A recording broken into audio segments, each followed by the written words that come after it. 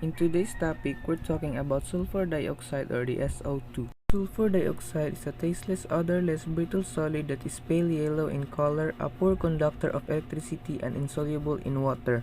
Sulfur dioxide is widely used in food and drinks industries for its properties as a preservative and antioxidant.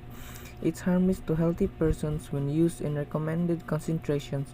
It can induce asthma when ingested by sensitive subjects, even in high dilution. Most of the sulfur dioxide released into the environment comes from the electric utilities, especially those that burn coal.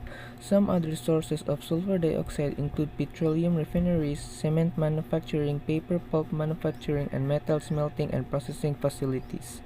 Sulfur dioxide reacts with all metals except gold and platinum, forming sulfides. It also forms compounds with several nonmetallic elements. When sulfur dioxide combines with water and air, it forms sulfuric acid, which is the main component of acid rain. Acid rain causes deforestation, acidify waterways to the detriment of aquatic life. For SO2 in two ways. First, we can use the Lewis structure for SO2 to visualize how the atoms in unbonded electron pairs will spread out in 3 dimensions.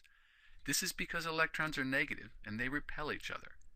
The Lewis structure doesn't tell us this directly, but if we visualize the atoms in unbonded electron pairs on that central atom repelling each other, we'll see that the oxygen atoms move away from the unbonded pair and give the molecule a bent shape.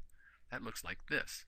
In essence, the valence shell electron pairs are repelling each other, giving SO2 its shape. We can also use the AXN notation to determine the shape of SO2. A is the central atom, the sulfur. We have one of those. X, the bonded atoms, those 2 oxygen atoms. And N, that is the unbonded electron pairs. We only have one unbonded electron pair for SO2. We'll ignore the ones, and we can see that we have AX2N.